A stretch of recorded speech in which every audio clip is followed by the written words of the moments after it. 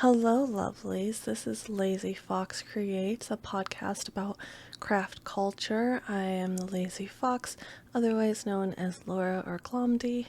I'm going to share with you two different times that I made really big mistakes in my projects. One of them ended in disaster, and one of them I think turned out pretty okay. And the point of this episode is both because it's kind of funny hearing about other people's mistakes, but also because I hope hearing an example of another person messing things up maybe makes someone feel better about their own. It kind of makes me feel better when I hear about other people messing up because I mess up a lot.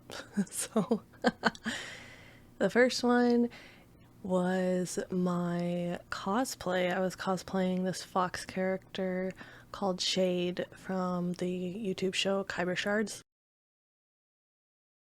It was the day of the con, the outfit I was in love with. I made this leather quiver where I had found a top coat for it where it would actually like change colors. So it changed from an orange to a yellow, and then the other side of it changed from like a blue to a green. It was really freaking cool. I had my wig with the fox ears, all of it.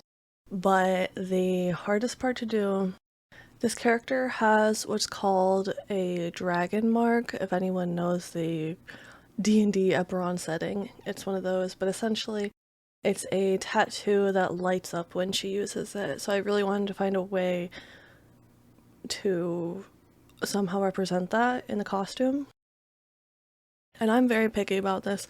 So when I get an idea, I dig at it and dig at it and dig at it until I find exactly what I want. And for this, I found this noodle lights. I think they were called nudes. Because I went around telling people, I went around asking people if they wanted to see my nudes. But so I had this idea where I could have an undershirt, I could sew the lights to the undershirt, and then it would stay like with me as I shifted and stuff. It wouldn't look like it was on just a shirt. And it took a long time to figure out how to do that because it needed like an outrageous power source. So the battery that I used before wasn't going to cut it. One of my coworkers is really good at anything electronic or audio, and so I got his help in figuring that out. Well, he essentially built it for me. I told him what I wanted and I said, how do I get it? And he told me how to do it. So I ordered everything for it. My first attempt went terribly because I just fried the board that I was using to try to regulate it, which was exciting because there was a little bit of flame and smoke, and that was just cool, and I unplugged it quickly, so it was fine, no worries. But the board was fried.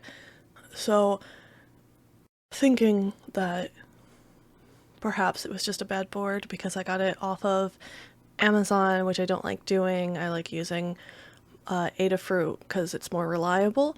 Since I got it off Amazon, I thought maybe it was just a faulty board. Did it again, fried another board. Okay, so to figure out a different way to do this. It just took a while. I tried a few different things, couldn't get it to work. Was feeling kind of discouraged and worried because the con was coming up. I wanted the lights to have a breathing effect because I felt like if it's a solid color, then that kind of just fades into the background, and I wanted it to be not like irritating in people's face, but I wanted it to be ever present. So that was why I didn't want to just connect it to a huge power source. I wanted to have a board that I could control the animation of it, but that didn't seem to be working out. So eventually I had to accept that I could not make it breathe because I fried 3 boards. I was trying different things with the boards. I didn't just keep plugging it in, but I had to accept this defeat, which is a bummer because I'm very stubborn, so I don't accept that easily. I just keep going until I have what I want. But electronics are very hard to me. Either I get it or I don't, and I did not get this, so. But I find what I need for it, get it together. It turns on. I can control the brightness of it, but I can't give it a breathing effect. I accept this. Okay. So the day of the con comes, and it's an out-of-state con. So I have the minimal stuff to fix. Like, I have a glue, I have, if I need like a screwdriver, like I can find these things or have some of it on me. But obviously nothing intense. And so I have these lights on, and the wiring that I had used to connect the lights to the power source was very, very thin. I sacrificed stability for flexibility because I'm going to be wearing it and I'm going to need to move around, and I gave myself a lot of extra length on it to try to make up for like twisting around and all that, sitting, standing. Well, I did not give myself enough length, or I wasn't careful enough. Not sure. Either way, it snapped, and I was devastated because it was so cool. And I hadn't gotten to show everyone that I wanted to show yet. Not everyone had come there. I hadn't like talked to everyone. I hadn't taken pictures. That was the big thing. I didn't take pictures yet. And from then on, my day just kind of was disgusting. And honestly, nothing much even happened after that to make it that way. It just like severely dysregulated me because I was so excited for this. We had been there a few days already, so I was already starting to get a little bit tired. I want to say I let it ruin my day because I was doing everything I could think of to become regulated again. I went outside, got some fresh air because it's so stuffy inside a con room. I did a temperature change, that all that I could, which is just a coping mechanism that is very useful. It was too hot. It was way too hot, and I could not find a way to cool down. And I did not do breathing because I hate breathing. If it works for you, that's cool, but it does not work for me. But yeah, so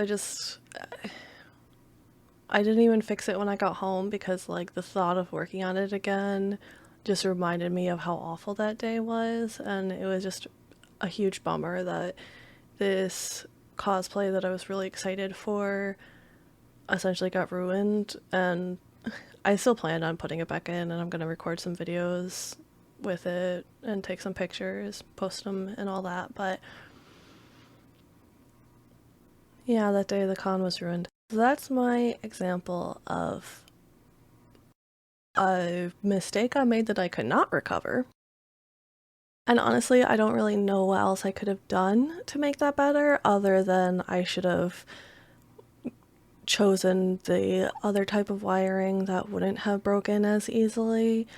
I would have needed a soldering iron to fix it, and I don't exactly just carry that on a plane with me, so. But the second story I have is one where I messed something up and I think I made it better. There's this creator that I absolutely love, Laurie Edmondson from the Super Feelers podcast now. At the time, I only knew her from the Bold, Beautiful Borderline podcast. She posted on Instagram that she was looking for creators to make something for a giveaway she was doing for some secret project. And it was bonus if they had BPD, because her whole thing is like the super feelers, which is just like for people who have just very strong emotions and often difficulty managing those emotions, even if it's like a good or a positive. Just having a lot of emotion can be really hard. I was really excited because I loved her on Bold Beautiful Borderline, and then she left the show, and I was honestly really hoping she would start another podcast. And so when she said stuff about like the secret project, I was like, oh my god. And not only that, but I also thought that it would be a really good opportunity. I had just started like really paying attention to my business and thinking about how to make it grow. Until then, it had been like kind of a side project where if I made a sale, that's cool, but I wasn't really doing anything to promote it. So I messaged her and we sorted out that I would make her this Super Feelers leather journal. And after we had settled on a design and all that, I got into this like super depressive episode, and I have tried making things when I'm like this and it doesn't turn out good. And I did try with this and it got nowhere. So I was on a tight schedule and I knew I had to get this done, and it was like really stressful to me. So when I snapped out of it, I calculated how much time I had left, and I know that as long as I put all of the time that I had into it, then I could get it done. I was honestly really worried because not only because I just don't want my business to look bad, like that will be a really bad look for me if I promise this and then don't deliver it, but also because Lori is like a person that I really admire, and I had never really talked to her before this, so if this was my first interaction with her of like promising this thing and then I can't deliver it, I feel like I would not be able to stand the disappointment I feel like she would have. I don't even know what her reaction to that would be because she doesn't know me, but I would be really upset about it. So it was just really important to me to get this done. And so the thing that made this really hard to complete was poor planning on my part of the design, which really killed me. I was making a type of journal that I've made one time before with different kinds of leather for the spine so that it could open really smoothly and nicely. And it came out great the first time, so obviously for this time, I expected the same thing.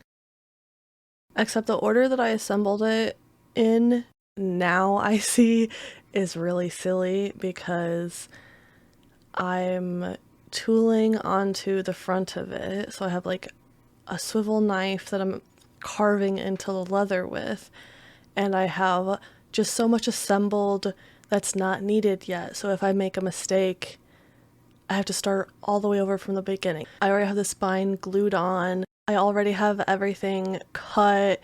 I have part of the cover tooled already that I don't need to have attached yet. And the first thing that went wrong is that I realized I don't have a big alphabet like I thought I did. I have no idea why I thought this. I have this really cute number set that I used for my big D20 bag, but for some reason I thought I had an alphabet set in the same kind of style, and I don't. I only have alphabet set that's very small and tiny that I did use for the inside, well, for the outside, so it's supposed to say Super Feeler on the outside of it. And my lettering is like a quarter of an inch tall. so I went to plan B, and I literally took out a piece of wax paper, put it over it, drew on it with marker the word Super Feeler where I wanted it, and I used that to trace onto the leather. And so I'm cutting it out with my swivel knife, and then I'm gonna have to bevel it, which requires this teeny tiny slanted stamp being hammered over the entire outside of it. Essentially, it took so much longer than I was originally planning.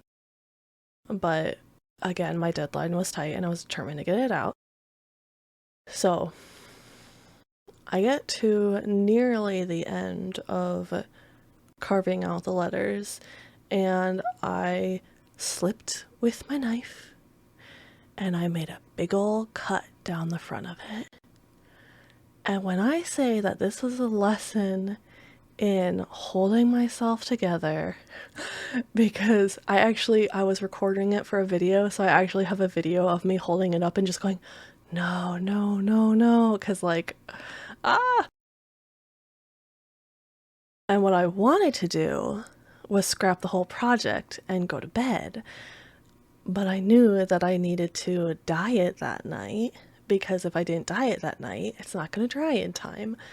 So instead what I did was I sat there staring at it for about 30 seconds. I really have issue with letting myself feel bad. I have just something inside me that I need to fix it instead. But I took this as a moment to practice feeling, and I let myself feel bad over it for a minute or two and pulled myself together somehow, even though like I was so upset over this. And I went into thinking mode instead, and I started thinking of ways to salvage it and finally figured out that like if I put this textured pattern on the rest of the front of it, then maybe it will cover up the gash, because I was only gonna do it if it like really made it look good. I don't want it to look just okay and then first of all make someone pay for that. I don't want to make someone pay for just okay. I don't want my brand to look bad, and I don't want whoever gets it to have this mediocre cover. But I do the pattern and it actually looked good. I was so shocked. I was like, I would have guessed like 50-50 that that actually covered it up well enough, and it did. I was so happy. I had like a gold finish to put over it, so I was also scared about that. If anyone listening who actually does all their stuff, it's an antique. I'm not gonna go into what that is. It makes it look good. I'll have a picture of it on if you're listening on YouTube. So that's my success story about my mistake. Obviously, I've made a ton of mistakes, and usually I can recover from them if they're not too bad, but sometimes I just have to scrap things. I was really worried when I finished it because honestly, it just looks so much different than I imagined, and I didn't know if this was better or not. And I try to tell myself that, like, well, no one else sees what's in my head, so if it's different, that doesn't matter as long as it's good. But I was so nervous to send it to Lori because I this is so silly, but I didn't want to put her in the position of being like, oh no, this is ugly, I hate it. Because she's such a nice person. Like I said, she's someone I admire a lot, and I wouldn't want anyone to think what I did was bad, but I especially didn't want this person that is important to me to hate it because this was like our first interaction. I want to leave a good impression. But I sent it to her and she was like, oh my gosh, this is gorgeous. And I was like, oh, okay, really? Like, when it came time to post it on her Instagram, people were saying like the nicest things ever in the comments. People are like saying, oh my god, it's gorgeous. Like, the inscription is so good. This one person literally said, it's the journal of their dreams. And so that made me feel really good. There's like a floral design on the back of it, which I was really happy with because I'm a very beginner at florals. I've only done them a few times, and I think they're just so gorgeous. And I'll link Lori's podcast in the description too, in case anyone wants to listen to it. Highly recommend.